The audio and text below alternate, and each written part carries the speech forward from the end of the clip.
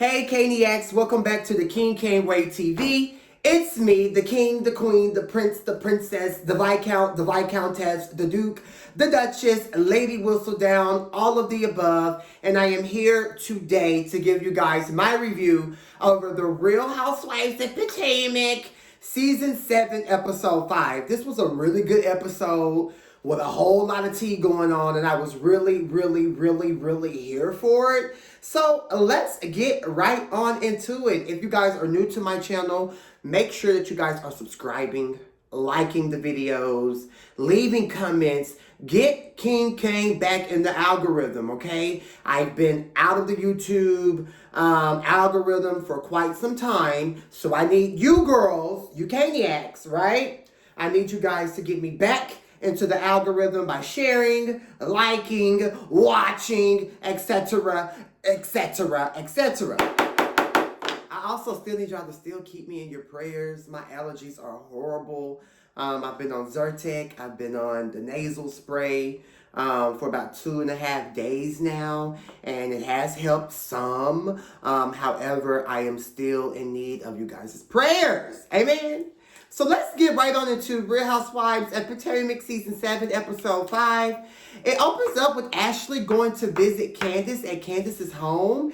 And I'm assuming that, remember on Episode 4 review when I was like, Ashley was confusing me. I couldn't really focus on the scene because she was just driving around the neighborhood and making this left and making that right, making this left, making that right. It was so confusing that I really couldn't focus on the fact that her soon-to-be ex-husband wasn't studying and wasn't answering the phone.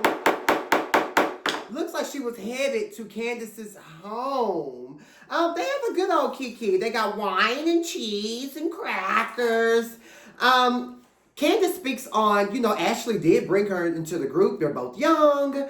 They're both black women in the pageant world, etc., etc. So, Candace is pretty much open to being friends with Ashley. And honestly, seeing them talk and have a nice moment was it was good. It was different. It was like, oh, okay, so these girls do know how to get along. They can, coexist without this and that and this and that until we get to the end of the episode, which we'll get to. But in this moment, I was here for it. Ashley discusses her separation and the fact that this came out on the blogs and how Michael told her he needs 24 hours before he can even talk to her because this is too much. The fans are trolling me, etc., etc. My whole thing is Michael trade Darby. Michael, I love BBC Darby. What makes you think that you're not going to get trolled when every year since you and Ashley has been on the show, it's been nothing but BS? You pulled one of the cameraman's butts. You did something to one. You got too much going on, okay? You got too much going on. So, of course, people are going to be breathing and roasting and dragging you. And Ashley, stop acting so dumb and naive. I'm sick of Ashley. I am sick of Ashley. I'm tired of her, for real. Candace hair all over the place. The part went from over here to part in the middle to part on the side. Like, girl, just let that big fro bounce, okay? Candace also opens up to Ashley like, Giselle telling me this, that, and the third about my husband. He don't even want to come around the group no more. And Candace is pretty much like, well, girl, I have heard Giselle, come up with stuff and plot and scheme, and I know you have too. So here's my thing, Candace. It was cool when she was coming for Monique and this person and that person. But now that she coming for your husband, now it's okay to say you've heard her plot and plan and scheme. Child, please. Apparently, Ashley has been kicking with a hockey player. #HockeyPlayerGate. I did see a picture of Ashley and a hockey player. Ashley loving white, don't she? You don't want you a black king like Uncle Lump? Child, ain't no telling. They bringing up old tea about Karen allegedly cheating with blue eyes. And literally in my notes, I said, child, this old tea. Y'all ain't talking about nothing new. And while y'all trying to sit there, while you thinking you and Ashley having a bonding moment, she finna embarrass you in the last scene. So while y'all sitting there trying to kiki about the grand dame, honey, this bitch is plotting on you. Let's talk about it. This whole plotting on you. And you sitting here, Karen was out of town, a hockey player. No, this whole plotting on you. Now you look crazy. Next we see Mia at home eating with her family. Where's the older son? He don't like y'all, Mia. He's sick of y'all. He ain't studying y'all. We ain't seen the older son. Apparently, Mia has opened up her 25th chiropractic clinic. Congratulations. Her husband is still confused on her health. We all are, Gordon, period.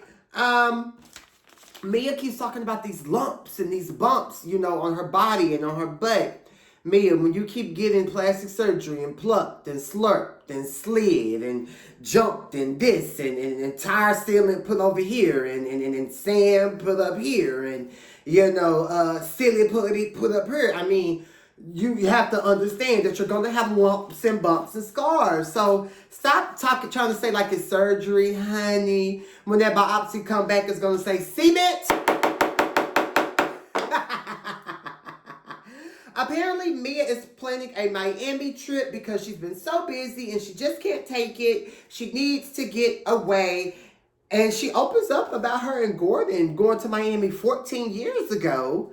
I was 17 years old back then and, you know, having SCX on the beach. And apparently they put on the show. They look like an old nasty, freaky situation. But this ain't nothing new. We know Mia, you know, she been F-R-E-A-K-A-K-A-K-A-K-E. So, I mean, I'm not too shocked that, you know, her husband busting it wide open on the beach for the world to see.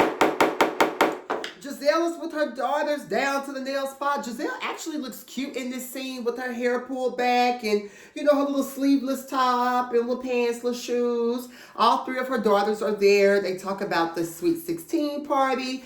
The twins let her know, Mama, you're going to have 90 seconds to give a speech. Please don't do too much. We have added, you know, last minute guests. The twins, Angel and Adore, are so beautiful. Grace is sickening. I love Giselle's daughters because they read and they roast her. I just don't like the mama, a.k.a. neck, a.k.a. ankles.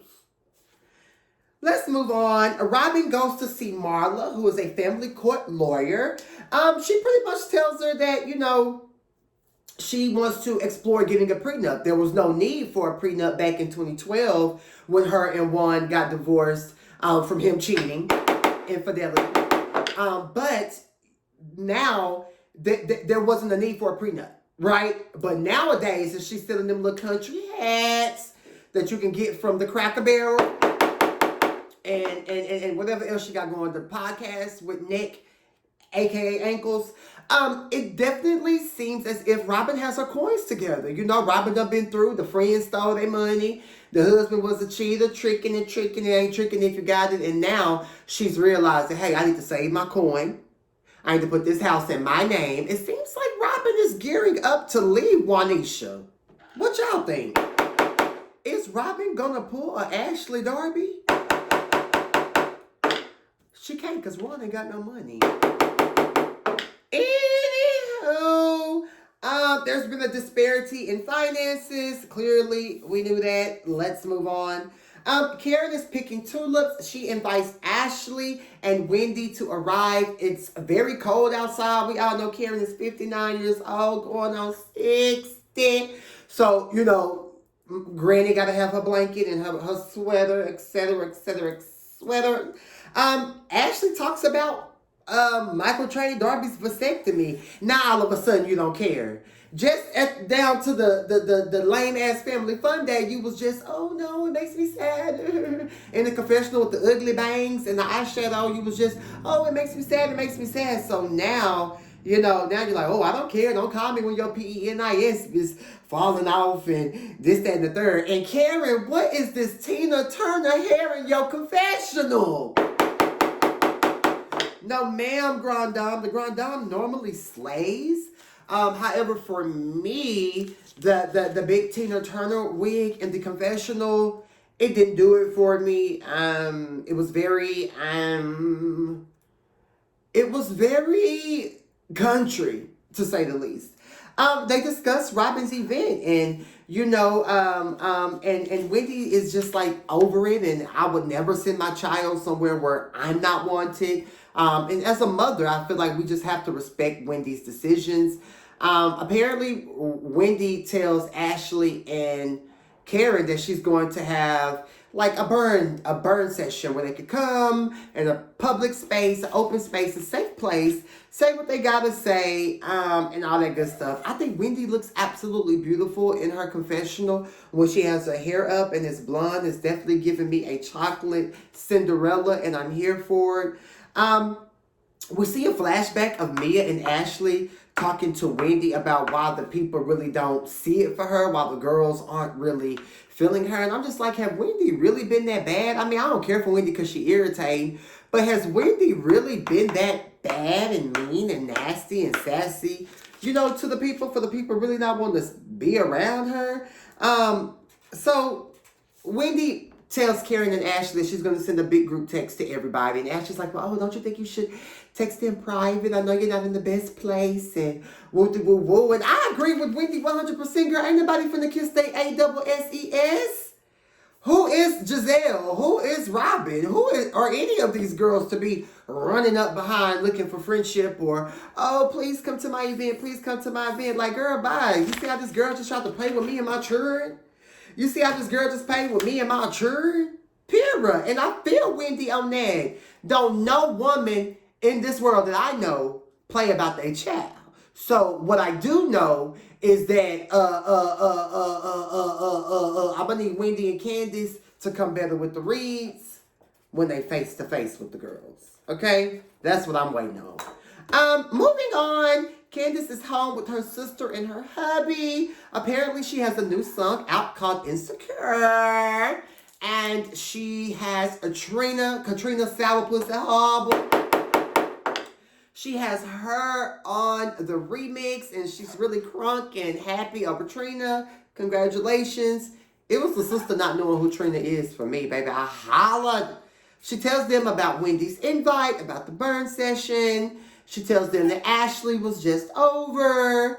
Next we see Wendy. Wendy, and Ashley, they're riding together to the burn session.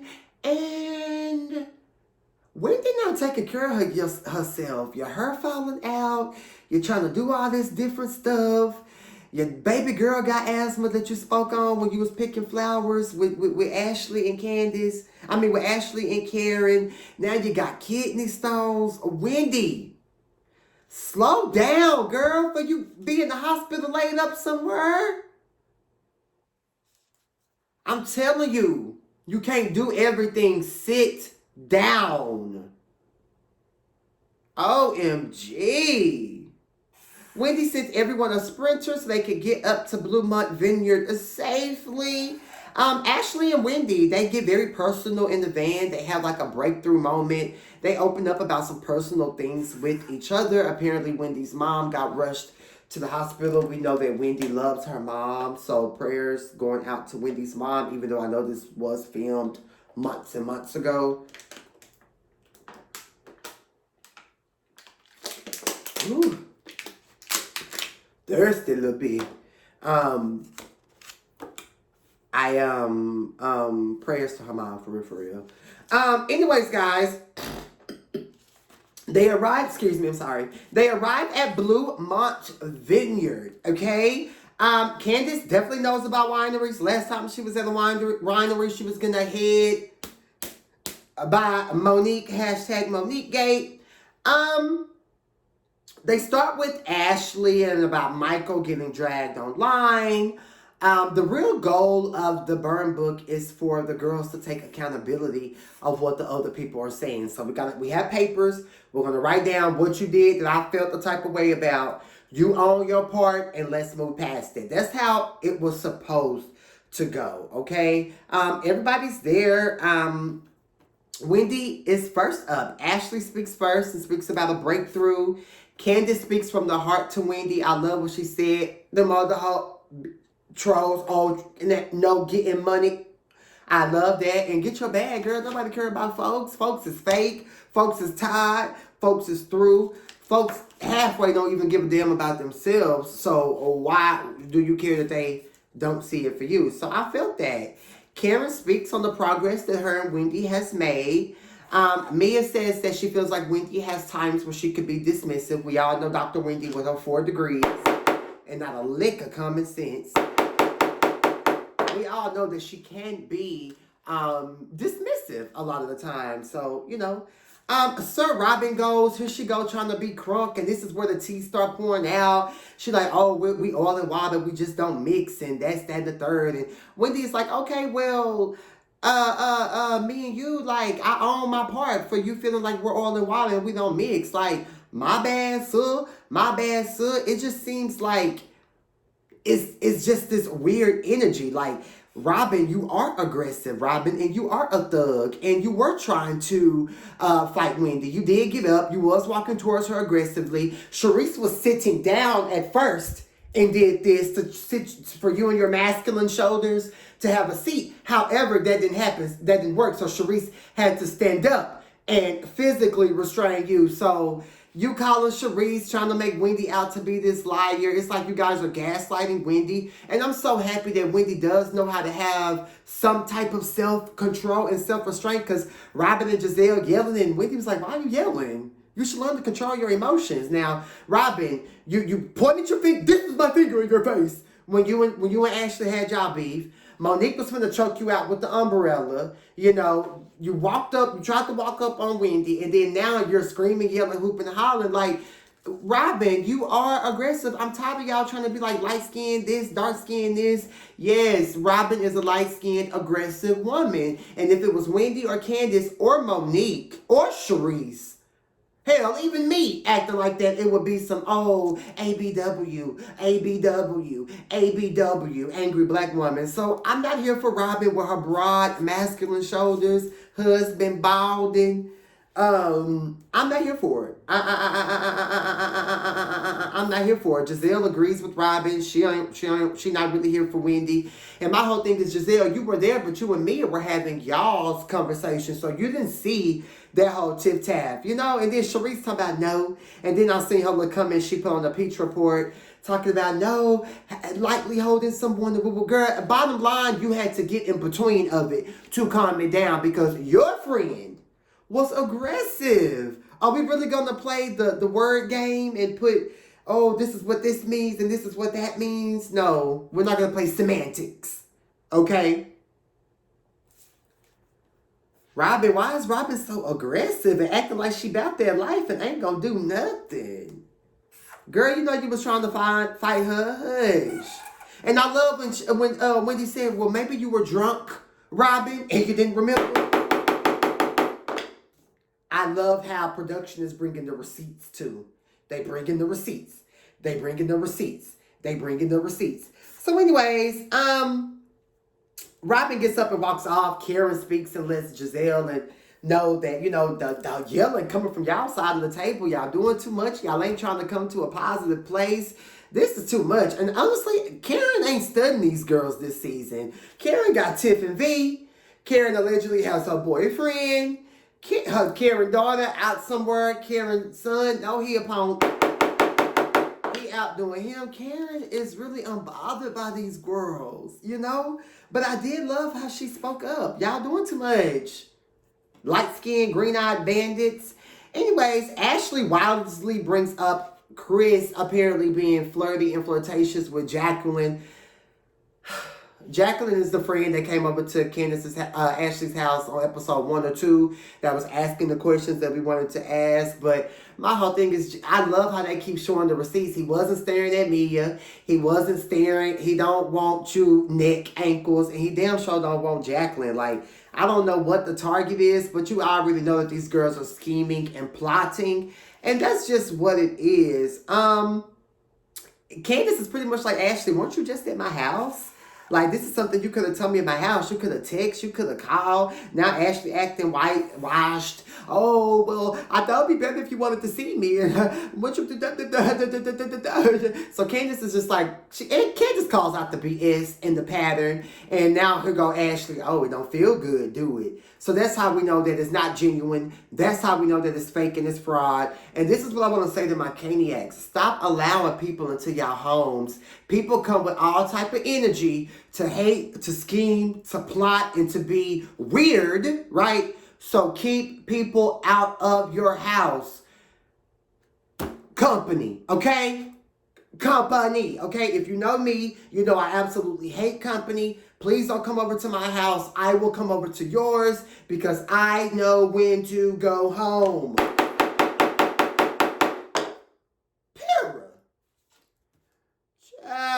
Anywho, Ashley threw Mia under the bus. Well, even Mia said that she felt that he was staring at her. And Mia, well, not sexually. Now it all came out on the Peach Report on IG that Mia was lying, and we even saw the receipts. Chris don't want y'all. Go on somewhere. Ugh, it's just annoying. It's frustrating. And I feel like Candace has every right to go off on Ashley because you are you being shady, girl. And I see through you with your white blazer on, okay? Ashley's doing that whole it ain't no fun when the rabbit got the gun thing, and she even mentions that there are more texts allegedly from Chris flirting with other people. So, child, we'll see. But y'all leave y'all comments and let me know what y'all think. Is Ashley fake? Should Candace check her husband? When are we going to see Candace read and go off on Giselle? I guess we'll have to wait and see. Thank you guys so much for watching my review of the Real Housewives of Potomac, Season 7, Episode 5. Please like this video, share this video, leave a comment, subscribe to the channel. Even become a member, okay? Follow me on all of my social media in the description. I love you guys so much. And remember, at the end of the day, all you have is your own goddamn self, okay? Love yourself. All right, peace, guys. Mwah.